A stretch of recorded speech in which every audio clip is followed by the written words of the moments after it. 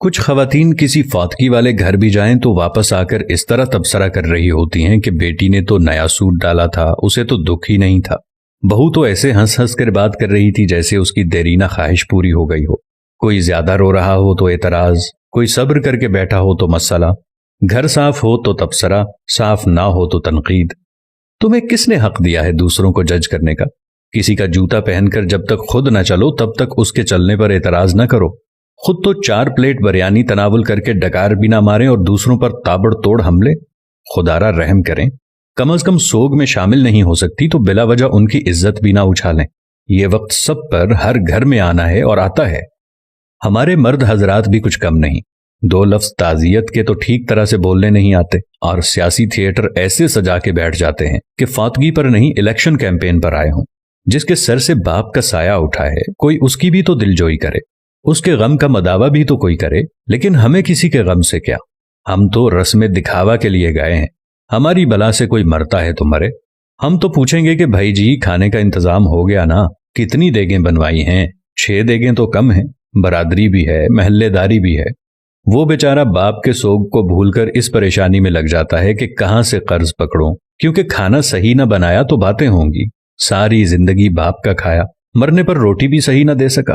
ہمیں سوچنا ہوگا کہ کون لوگ ہیں ہم۔ مسلمان تو دور، کیا ہم انسان بھی ہیں؟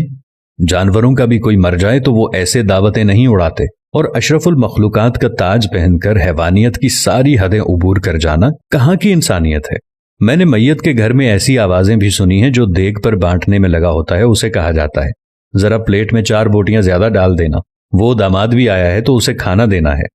وہ بیٹی جو ماں یا باپ کی میت پر رو رو کر ہلکان ہو رہی تھی، جیسے ہی جنازہ اٹھتا ہے تو وہ سارا غم پسے پشت ڈال کر کھانا تقسیم کرنے میں لگ جاتی ہے کہ سسرال والے بھی آئے ہیں، انہیں کھانا نہ ملا تو ساری زندگی باتیں سننے کو ملیں گی کہ تیرے باپ کی میت پر تو ہمیں کھانا بھی نہیں پوچھا کسی نے۔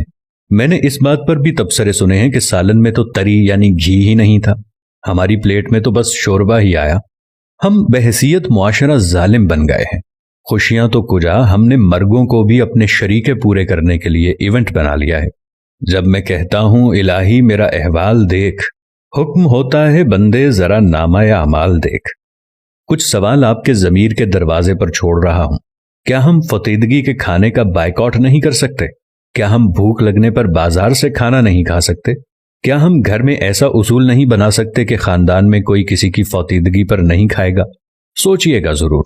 اگر میری کسی بات یا عمل سے کسی بھائی یا دوست کو کچھ ناگوار گزرا ہو تو ان سے نہایت ادب و احترام سے معذرت۔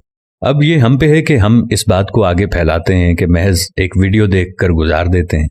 بات مناسب لگے تو ایک لمحہ ضائع کیے بغیر شیئر کر دیجیے گا تاکہ اصلاح کا یہ سلسلہ جاری و ساری رہے۔ جزاکم اللہ خیر۔